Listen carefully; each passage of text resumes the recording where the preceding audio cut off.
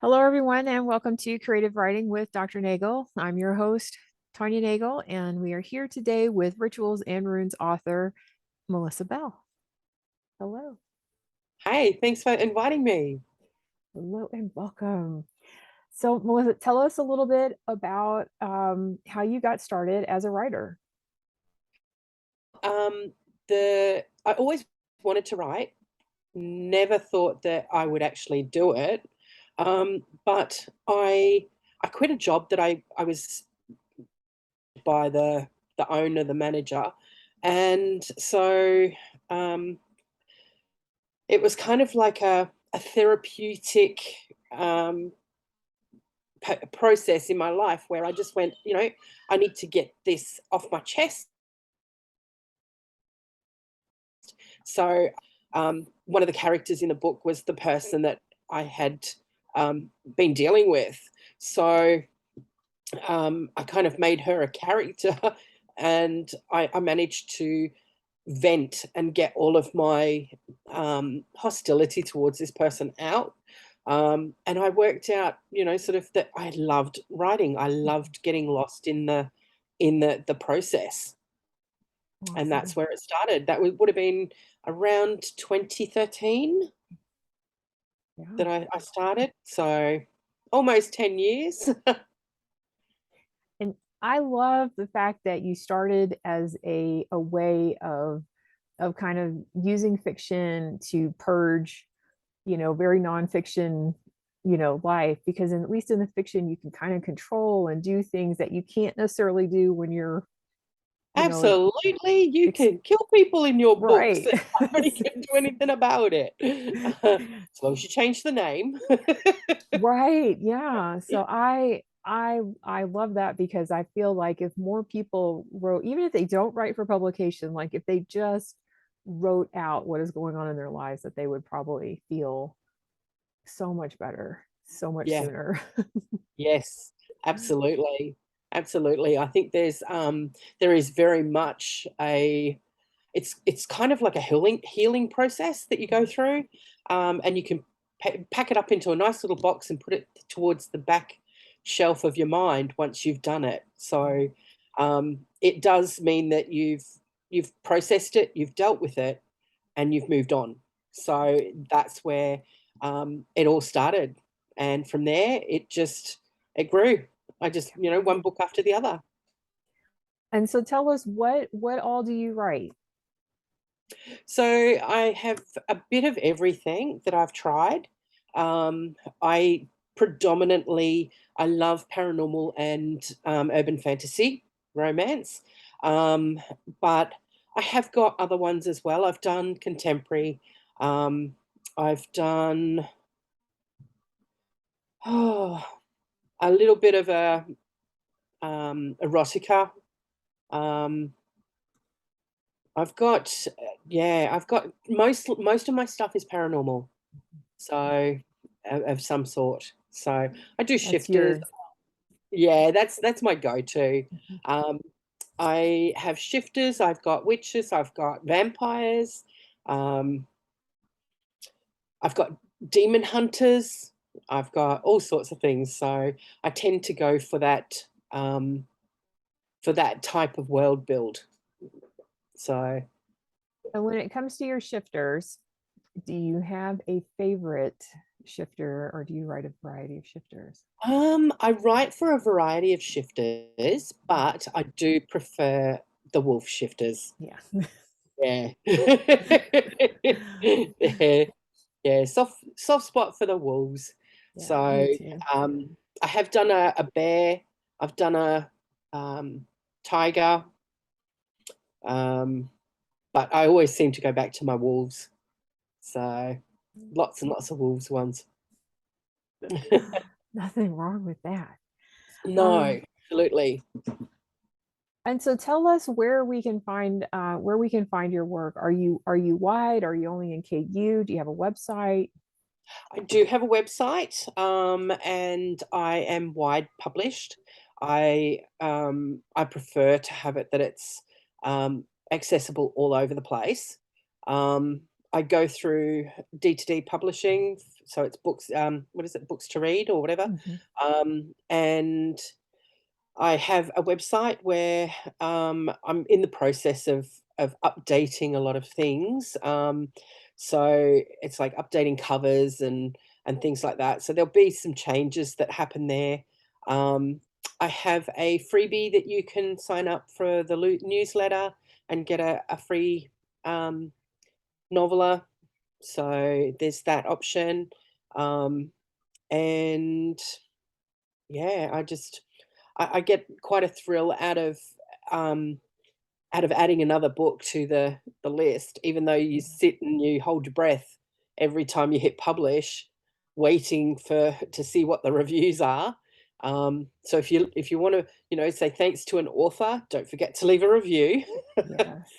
um, but yeah, overall, it's a process where I go, I want to write a book that nobody's read before so that I often say, my books that I published, 10 years ago, almost 10 years ago now, it's like I like to sit there and read it and go, "Oh, wow." It's like reading a new book for me because Mhm. it's been so long since I've written it. Um, so I get quite a kick out of reading that and then looking at it going, "I actually wrote that? Wow." So, um, I when I'm not writing, I am a reader. So I like to read a variety of paranormal romances myself. And I've met sort of like found my a lot of my favorite authors through anthologies. Mhm. So I find that it's a great um, it's a great way to find, you know, new readers, like new readers from my angle, but also to find new authors, Mhm. that I haven't worked with you before, haven't read before, but they're in the anthology. So I'll end up, when I get the book, I end up reading their stuff, and then I go, oh wow. Yeah. So I end up fangirling over them as well. So it's yeah, it's it's something that I never thought I would do, but absolutely I can't think of anything else to do now that I'm doing it. Yeah. I I love anthologies, and primarily because I'm cheap. Um, and I love getting a bargain. Like it's just something in the foundation of me. The only thing I want to pay full price for is food. Yeah, Um, but when you have like so many stories in a collection, when it's on sale, even when it goes to its regular price, they're still like they're never more than like $10, and that's for like for a major one. yeah, Um, and you get 20 or 30 short stories, or sometimes yeah, 20 or 30 medium or full stories in there, and you can just, like you said, like you can just get going, yeah, and read through yeah, and find so many new and interesting authors. And if you pick it up and you don't like the first one or the second one, you still got all these other stories in there. So it's still, if you exactly. find one read that you think that's awesome, and chances are you're going to find way more than one, More than one, yeah, but if you find one, you're it's like, all right, because that's less than what you would have probably paid for that book by itself yep, when it comes out by itself later. So yeah, definitely, definitely. Um, and I think that the other thing that I like about the anthologies is that because you do get those shorter stories, everybody is so busy nowadays. mhm, You don't get the time to sit and read things like Lord of the Rings, mhm, or Game of Thrones, 6, 700 pages. It's like mhm. people don't have the time to do that. So you have to, um, like you've got that small window of an opportunity to capture that person's um, imagination in a short time that those short stories I when I was working, um it meant that I could read a book on the way to work, Mhm. and then a different one on the way home. So it was, it's just that short time frame, like if you want to sleep at night, nobody wants to have a book that you can't finish because um, it's going to take you 3 weeks to read Mhm. it, an hour a night before you fall asleep. It's just, I find that that's the benefit of those shorter stories is Yeah.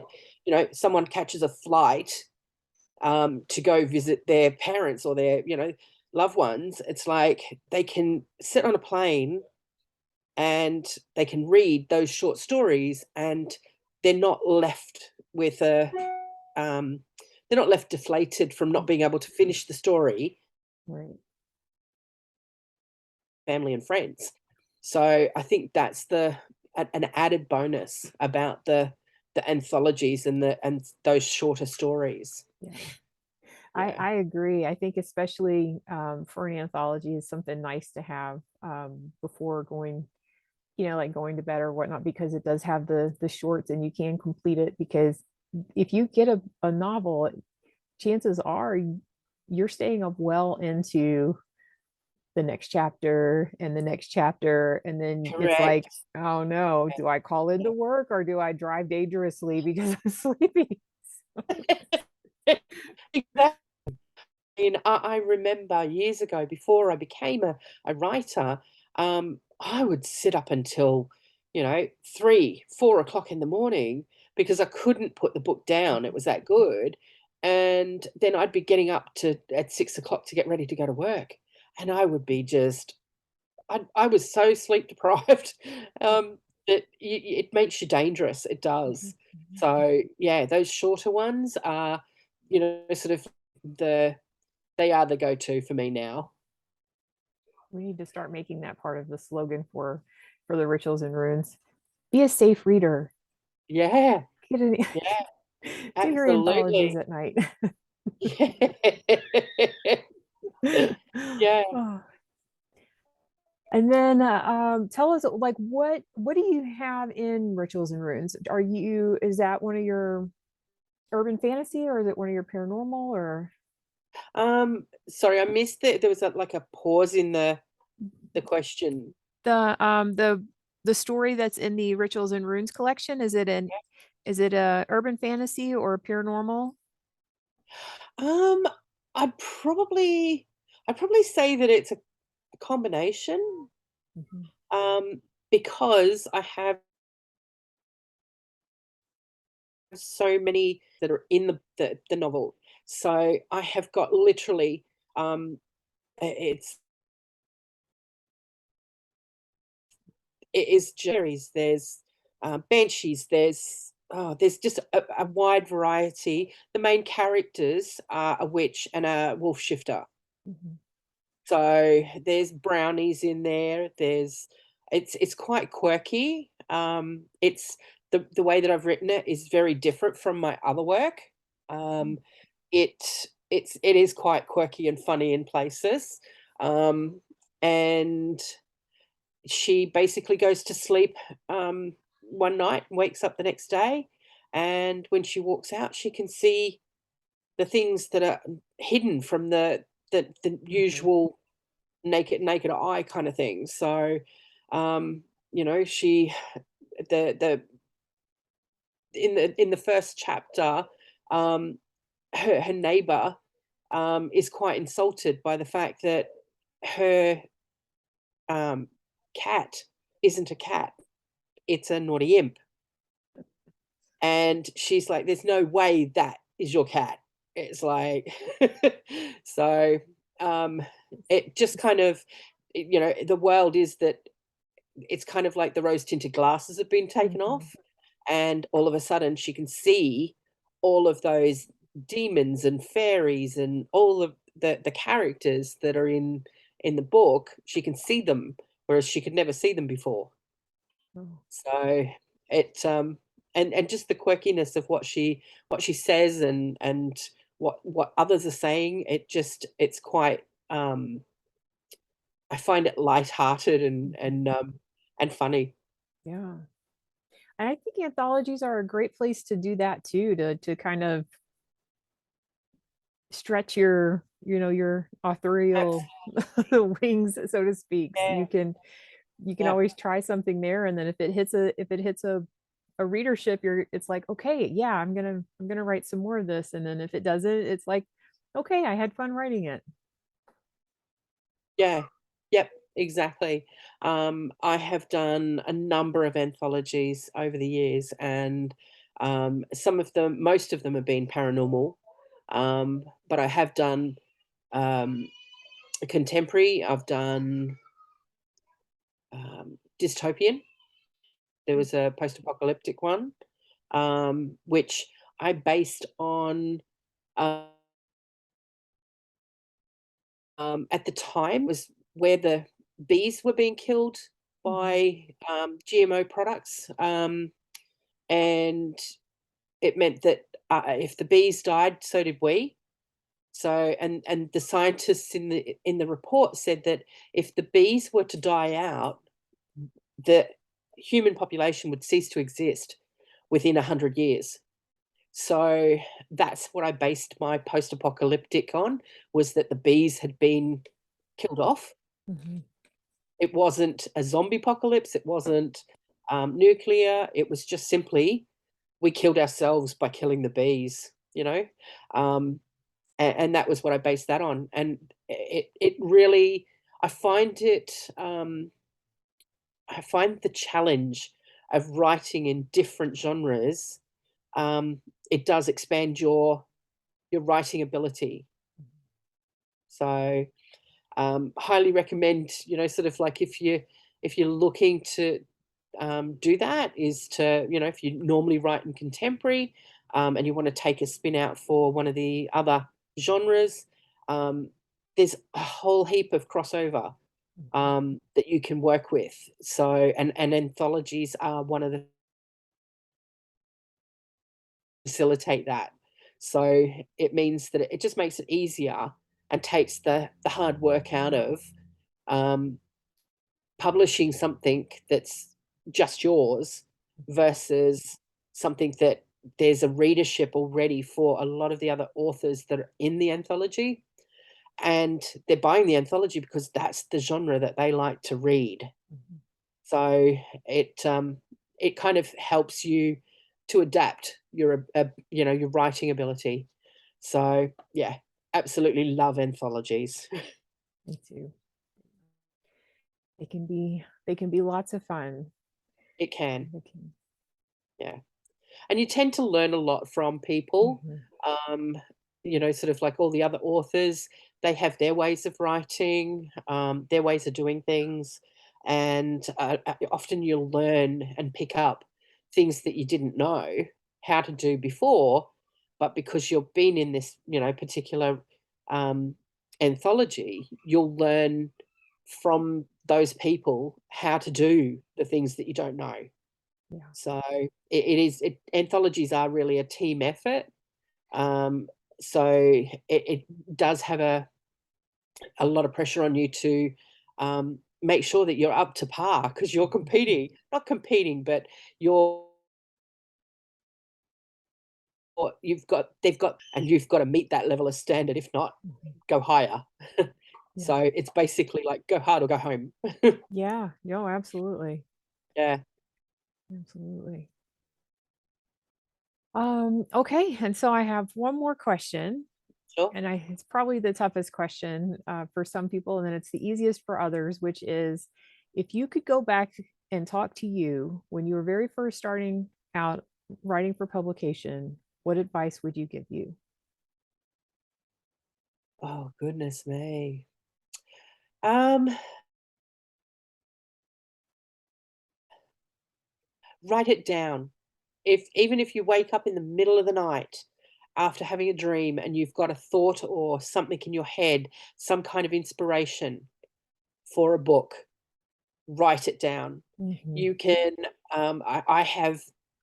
I've got notes on my phone that I created a couple of 3, 4 years ago, and one day they will find their way into a book.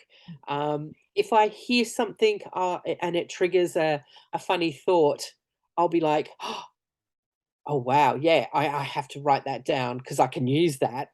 Mhm. So, um, and then, sort of like at different stages, I'll go back through my notes and I'll pick those up and I'll move them into a story so that, and that kind of, it's just the easiest way is that, if you have a thought when you're mid, like writing, just write it down. You can work it into the story. You don't have to use it now.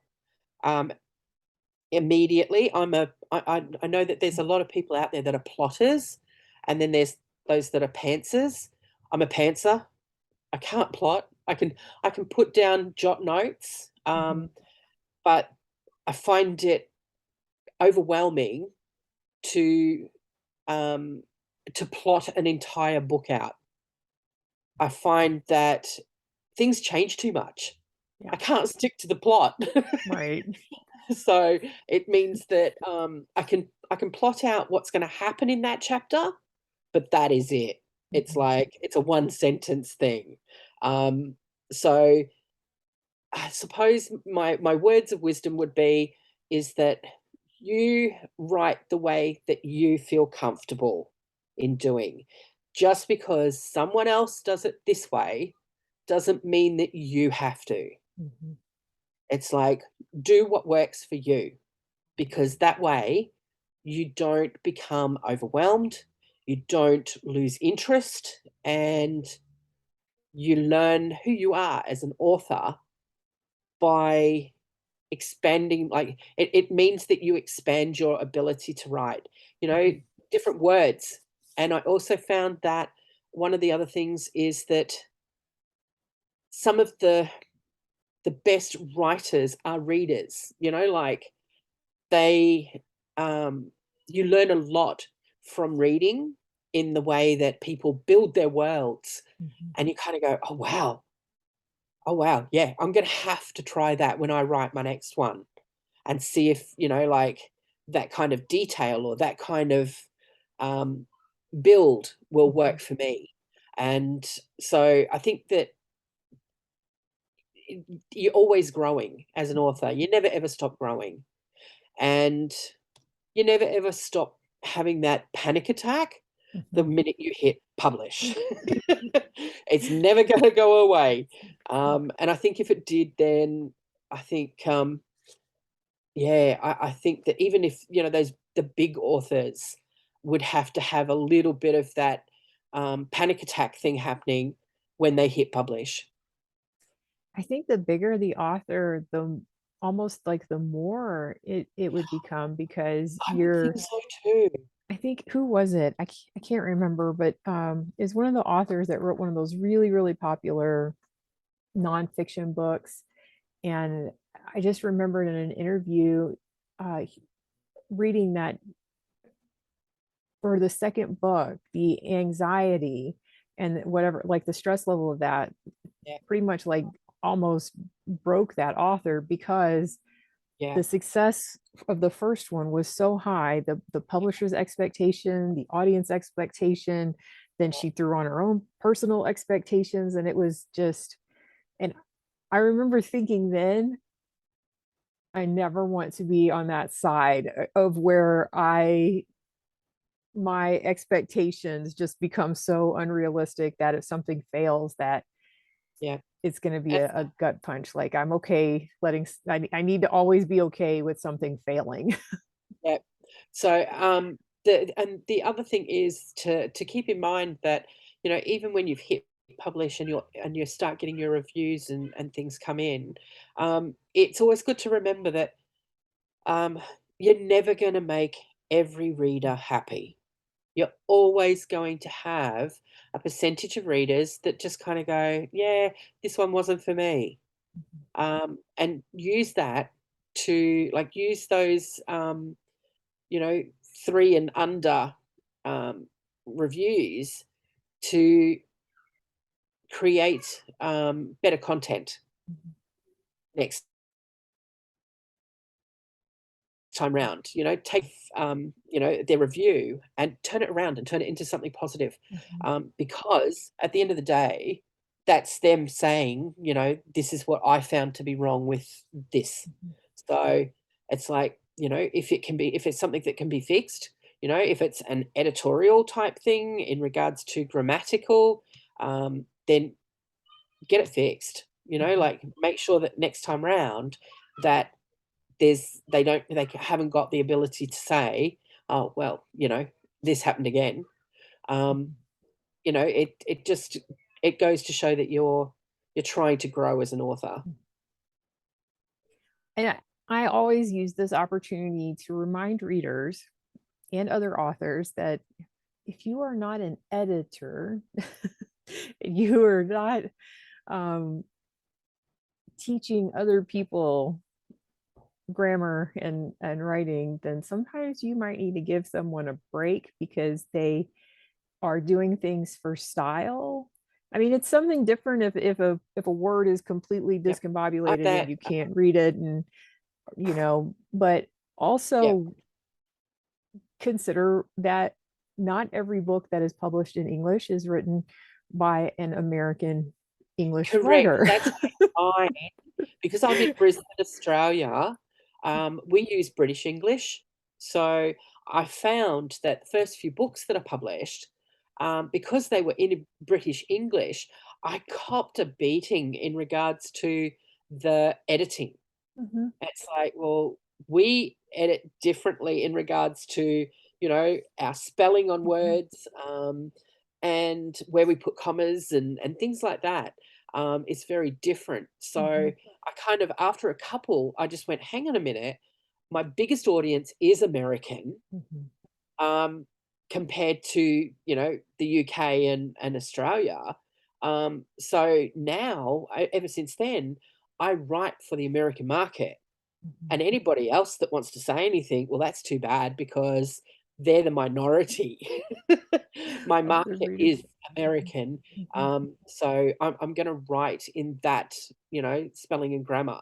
So, but those first few, it was kind of like that was a hard one to take when it mhm. was like, "Well, I know that my English is fine because I speak it, I Right. write it."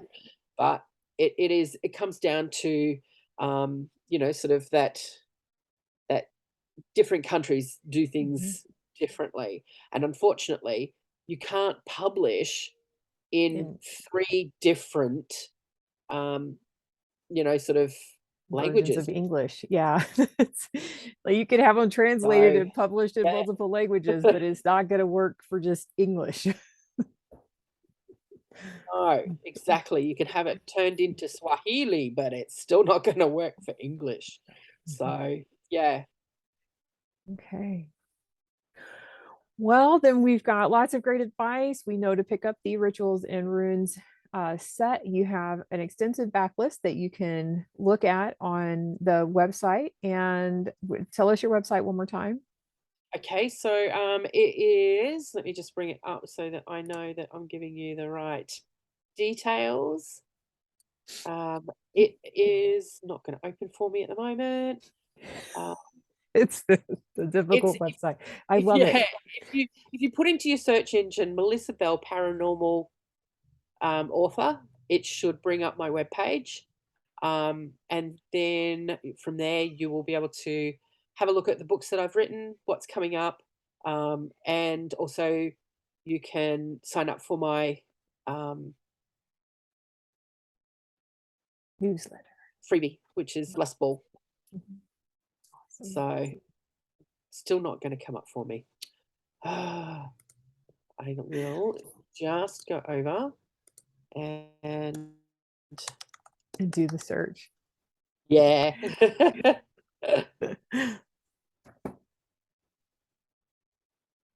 Okay, so it is Melissa Bell Author dot wixsite.com.